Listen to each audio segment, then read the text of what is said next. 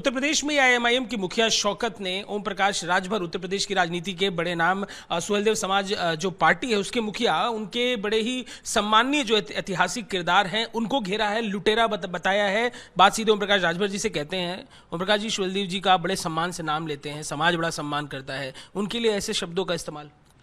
देखिए, राजभर महाराजा सुहेलदेव जी पर जो एआईएमआईएम के शौकत अली जी ने जो टिप्पणी की है, ये दुर्भाग्यपूर्ण है।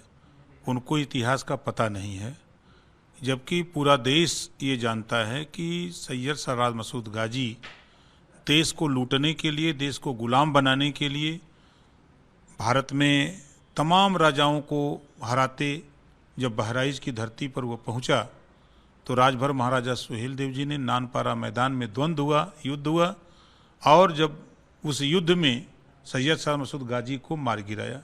ये पूरा देश जानता है। उनकी टिप्पणी जो भारतीय संस्कृति और बहुजन जो नायक हैं उनका अपमान है, और ये जो टिप्पणी कर रहे हैं इनको पढ़ना चाहिए इतिहास को।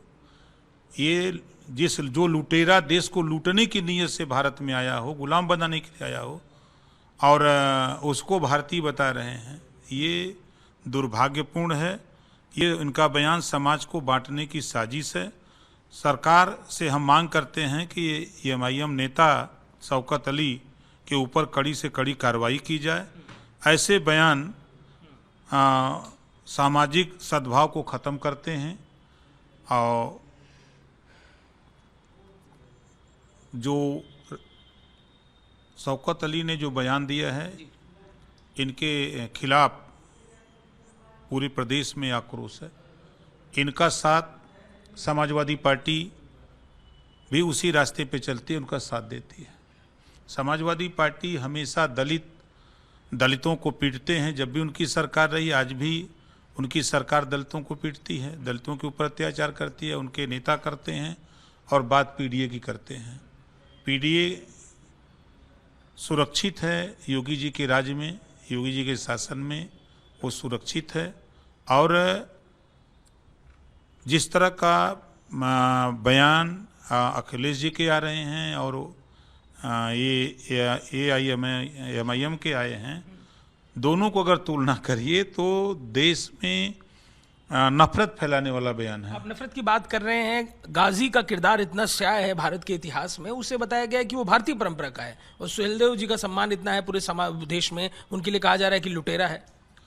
देखिए, ये बयान जो टिप्पणी उन्होंने किया है, वो बयान की हम निंदा करते हैं, और उनको जानकारी नहीं है इसके कि राजभर महाराजा सुहेलदेव जी ने जब ये आतताई सैयद सरराज मसूद गाजी भारत पर लूटने के लिए आया और तमाम राजाओं को हराते हुए, मारते पीटते जब बहराइच की धरती पर पहुंचा, तो वहाँ राजभर महाराजा सुहेलदेव जी ने से युद्ध हुआ। युद्ध में सैयद सरराज मसूद गाजी मारा गया, और आज भी उसकी मजार वहाँ है, बनी है।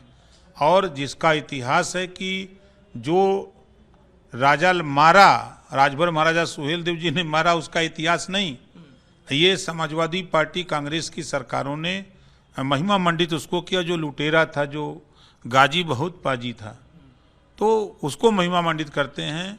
हम तो धन्यवाद देते हैं देश के प्रधानमंत्री माननीय नरेंद्र मोदी जी को, जिन्होंने राजभर महाराजा सुहेलदेव जी की मूर्ति और पार्क बनवाने के लिए उन्होंने शिलान्यास किया, और माननीय मुख्यमंत्री योगी आदित्यनाथ जी ने अभी 10 जून 1934 को जब जिस दिन मारा गया था गाजी, 10 जून को अभी मुख्यमंत्री जी ने जाकर के वहाँ करीब 5 एकड़ में बने पार्क और 40 फुट ऊंची राजभर महाराजा सुहेलदेव की मूर्ति का उन्होंने उद्घाटन किया। अच्छा, वक्फ संशोधन के ऊपर सुप्रीम कोर्ट का फैसला है, उसे कैसे देखते हैं आप? देखिए, जो फैसला सुप्रीम कोर्ट का है उस फैसले का स्वागत है। जो सरकार चाह रही है वही तो फैसला कोर्ट का भी है। सरकार चाह रही है कि गरीब मुसलमानों को भी वक्फ संपत्ति का लाभ मिले, सरकार भी यही चाह रही है, तो कोर्ट भी यही तो कह रहा है।